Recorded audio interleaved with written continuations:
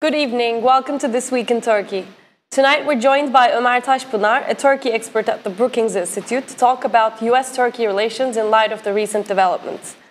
Good evening, Mr. Taşpınar. Can you hear me? Yes, I can hear you. Good evening. President Erdogan is expected to visit Washington next week, and with the most recent US decision to arm the Syrian Kurds, it seems that Mr. Erdogan will have very critical points to cover during this meeting. So could you perhaps start by explaining to us how Erdogan's visit is currently seen from Washington, D.C., where you're currently based? Well, as you know, the decision was conveyed to a Turkish delegation that was in town earlier this week. The spokesperson of the President, Ibrahim Kalın, the Chief Intelligence, Hakan Fidan, and the top Turkish military official, Hulusi Akar, were in town, and they had a meeting with the National Security Advisor of President Trump, General McMaster. And the decision came at a time when basically no one expected it. The timing confused the delegation because they probably were under the impression that President Trump and President Erdogan could negotiate the situation. Yet it became clear that the decision was already made and that the president had signed the order to arm the Syrian Democratic Forces, the Kurdish elements, the YPG, and this basically created a lot of tension in the relationship. And right now, the big expectation is whether the meeting between Trump and Erdogan will go smoothly or whether there will be a potential crisis in the relationship. I think it's wishful thinking to expect that there will be any change in the American administration's decision, although President Erdogan signaled that he hopes that the decision will be reversed. This decision will not be reversed, and the two parties will have to focus on how they will continue to cooperate on a number of issues, including the fight against the Islamic State, the situation in Iraq. There are other problems in the bilateral relationship, such as Turkey's decision to potentially buy missile defense from Russia. And of course, there is the most important second issue in the agenda, which is the situation about Fethullah Gulen, whether he will be extradited or not. One would expect that there would be some focus on the Gulen file, given the fact that the other file, the Kurdish file in Syria, has turned into a major disappointment. So probably the Turkish party, the Turkish president will try to push hard on the extradition of Fethullah Gulen. But I personally do not expect a major breakthrough on that front as well. So we're basically in for a turbulent time in Turkish-American relations. Mm-hmm. There's recently been comments on the way the three top Turkish officials were received in Washington, D.C., namely Akar, Kalın, and Fidan. What do you have to say on this? What's your evaluation of the way these top three Turkish officials were received in Washington?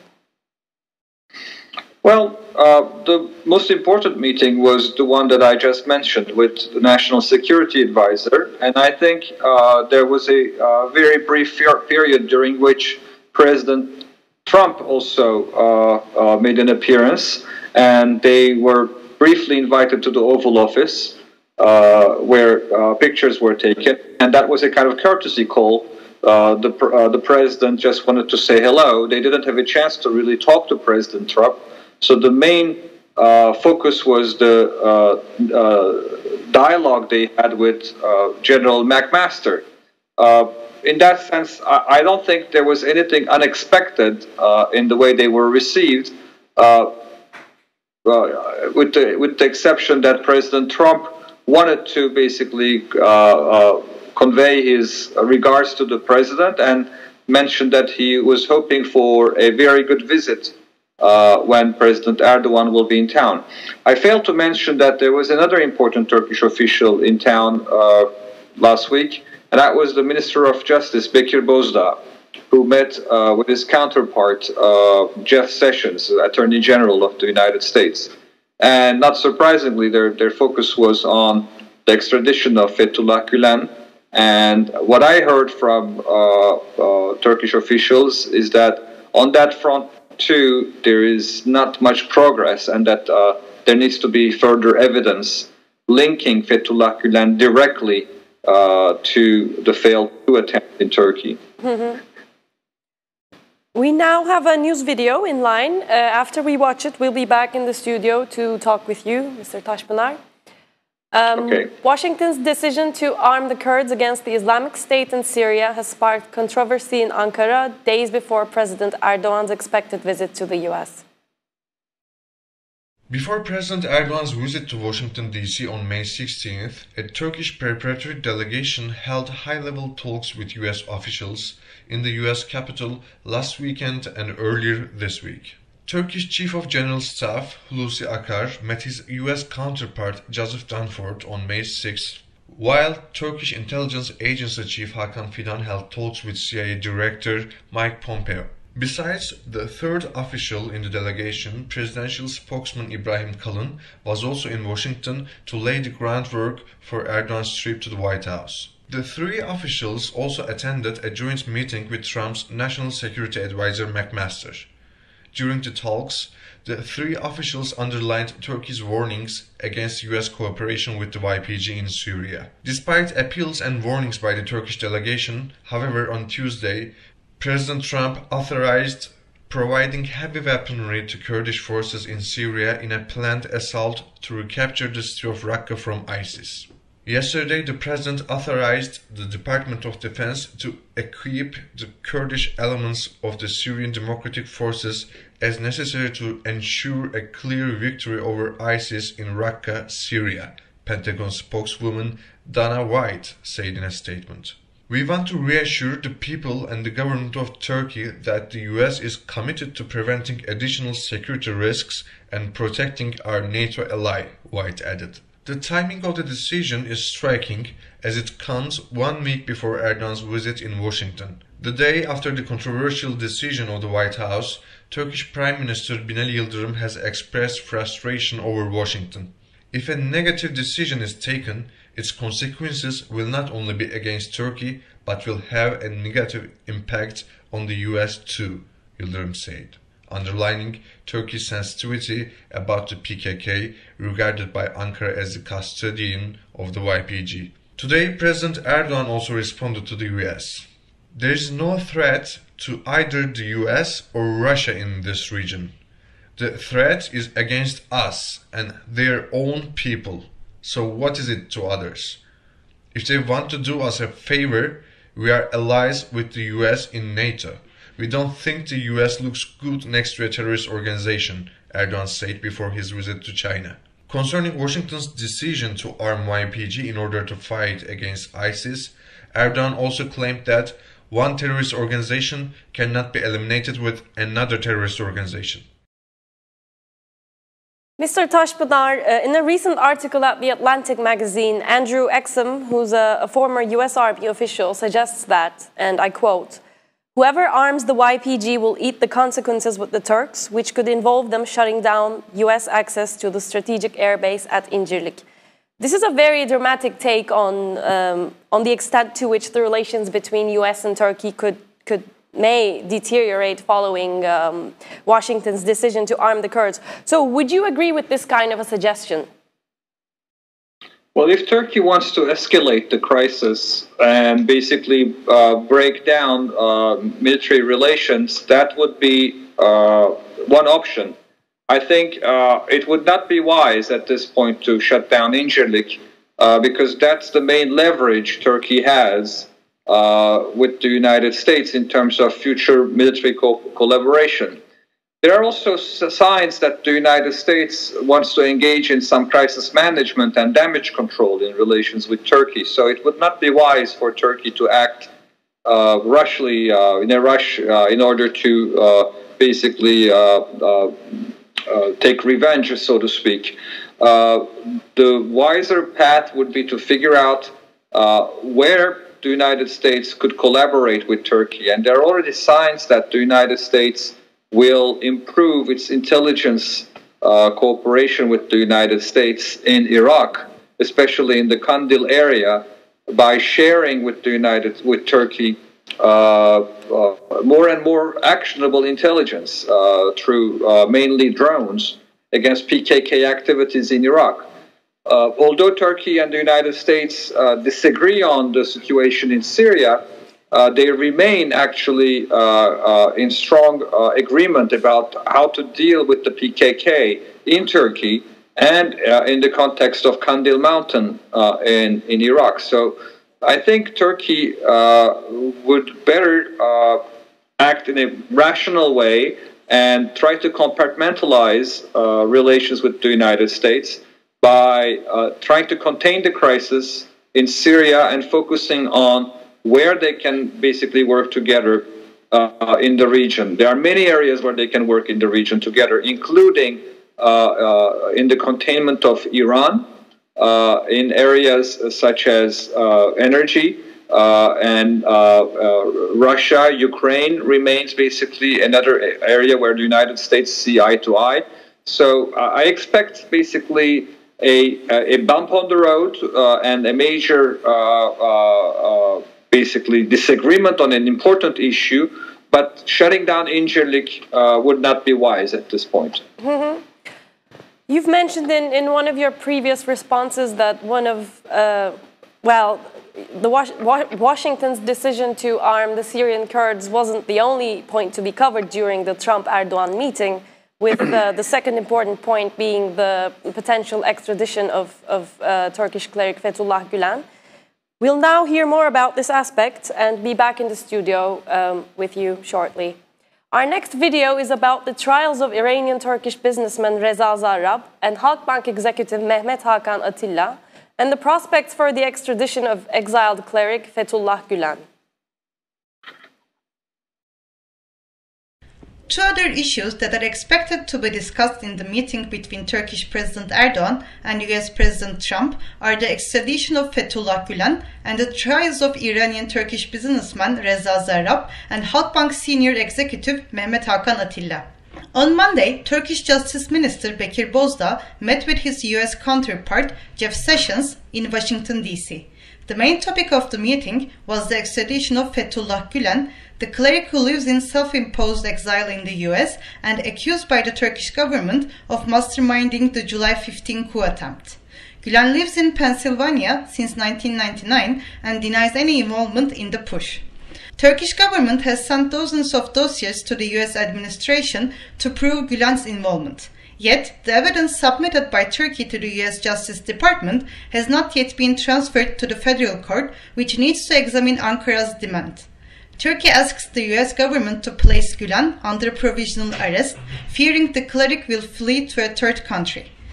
Another matter that adds to the tensions in US-Turkey relations is the Reza Zarrab case. The 33-year-old Iranian Turkish businessman was arrested in Miami last March on charges of violating US sanctions against Iran, money laundering, and bank fraud.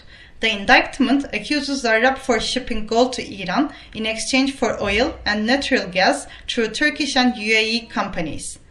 In 2013, Zarrab was detained by the Turkish authorities in a corruption investigation involving prominent figures, including cabinet ministers, linked to then Prime Minister Erdogan's government and his family. Zarrab was accused of bribery, money laundering, and fraud. Yet, he was released from prison within a few months, and in October 2014, all charges raised against the suspects were dropped. Following his arrest in the US last year, President Erdogan tried to have Zarrab released. The Turkish government asked the US Attorney General to acquit him, and Erdogan himself raised the issue in a meeting with Joe Biden, the then vice president. Donald Trump's presidency witnessed new developments in the case. Earlier this year, Zarrab hired Rudy Giuliani, a confidant of Trump, and Michael Mukasey, the former US Attorney General, as his new lawyers. In early March, the incoming US President Trump fired Preet Bharara, the prosecutor who had indicted Zarrab in the first place. Shortly afterwards, it was revealed that Giuliani and Mukasey came to Turkey in February to meet with Erdogan and discuss the details of the case. In March, a senior executive of the state-owned Halkbank, Mehmet Hakan Atilla, was also arrested during a visit in the United States. Atilla is accused of conspiring with Reza Zarrab to violate US sanctions on Iran.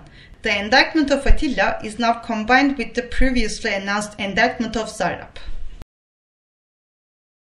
So, Mr. Taşpınar, my final question to you is this. Should President Erdogan be hopeful about Gulen's extradition during his upcoming meeting with Trump? And can the trials of Zarrab and Atilla give us some clues about these prospects? Well, I think we should separate the two issues. I don't think there is much of a connection between the trial of Reza Zarrab and the investigation regarding Fethullah Gulen. Of course, the Zarrab case is important for Turkey, but it's not as prominent as the extradition of Fethullah Gulen. I believe the reason why the Reza Zarrab case is important is because it involves high-level cabinet members of the Erdogan government, potentially Erdogan himself and his family members. And if the case basically continues, there is a chance that it may involve some corruption scandals in Turkey. So this will be highly embarrassing for the Turkish government and, of course, Erdogan himself. This is why I think Turkey wanted someone as prominent as the former mayor of New York, Giuliani, to be in the defense team of Zarrab, who I think is trying to argue that there's a national security dimension to the trial and that it should not be just perceived as in the framework of sanctions against Iran. Now, on the Fethullah Gulen issue, we have basically a stalemate, in my opinion.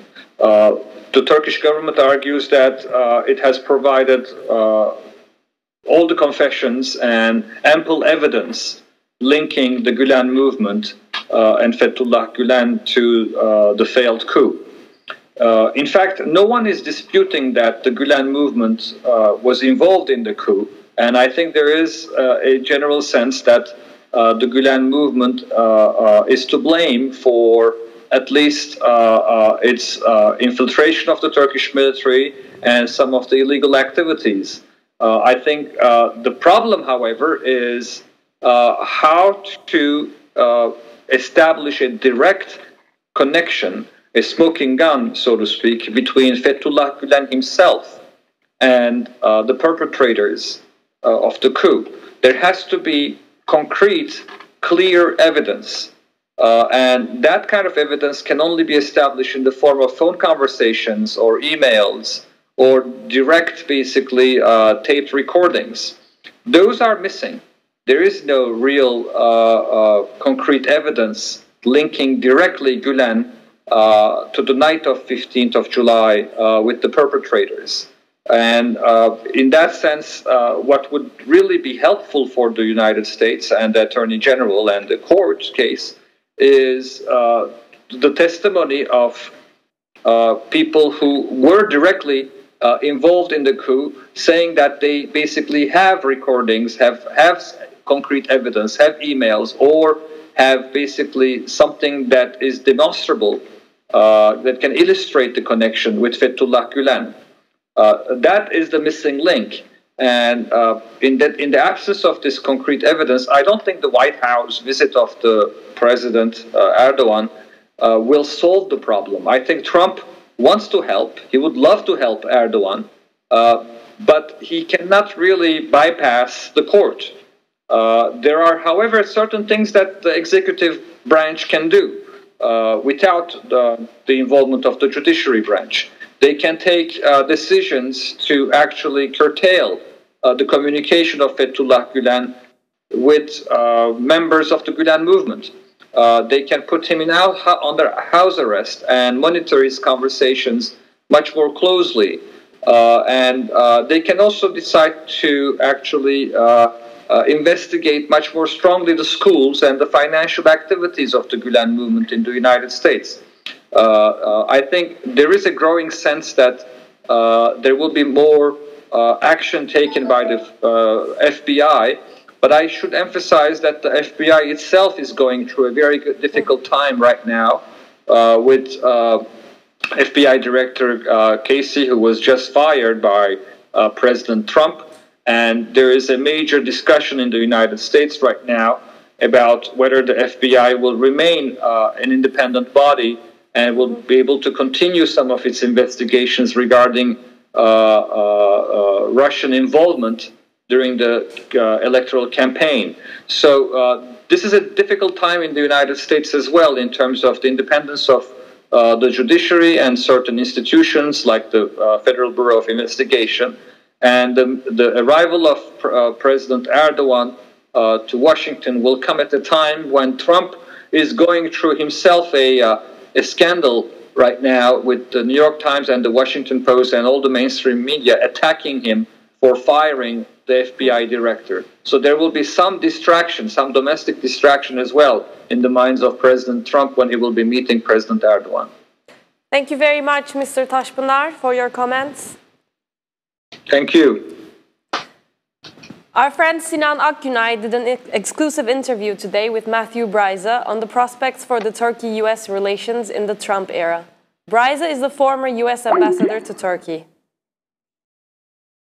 If Turkey or any other country were arming a military group clearly affiliated with a terrorist organization recognized by the United States, but which had hostile intentions toward the U.S., Washington would be indignant, would be furious, would be moralizing, and would be doing what the U.S. administration, of which I was a part, said right after September 11th, 2001, that there's no good terrorist and bad terrorist, and every terrorist is a terrorist. So this approach of Washington contradicts long-term U.S. policy. And one of the arguments would be, if, again, the situation was turned, that if you arm a terrorist group, of course, not only can you not guarantee that those weapons won't be used against you, they're likely going to be used against you. So, dear ally, don't arm them. So what the Pentagon and spokesman Dorian has been saying lately is that, well, we won't provide extra ammunition, so these heavy weapons won't be able to be used against Turkey. Obviously, the ammunition can be found elsewhere, but I think when it comes to certain heavy weapons, the ammunition is unique, and you can't just go out on the black market and buy a shell for a large caliber American howitzer, highly specialized weapon. That's not possible to buy on the black market. But still, in principle, what the Pentagon is going to do flies in the face of long-standing U.S. policy. It's I think, a huge strategic mistake or tactical gain. Turkey's main opposition party, CHP, faces political turmoil after the April 16th constitutional referendum. Prominent party figures have voiced their demands for a change in the party's leadership. Shortly after the disputed referendum of April 16th, an internal debate erupted in the Republican People's Party, CHP. Deniz Baykal, the former leader of the party, called on the current chairman Kılıçdaroğlu in an interview to either announce his candidacy for the forthcoming elections or to hold an extraordinary convention for a change in the leadership. Baykal said that Kılıçdaroğlu should personally challenge Erdogan in 2019 for presidency instead of presenting a non-party candidate in order to attract a wider coalition of voters. Kılıçdaroğlu tried to ease the tension by stating that it was Baykal's right to explain his views.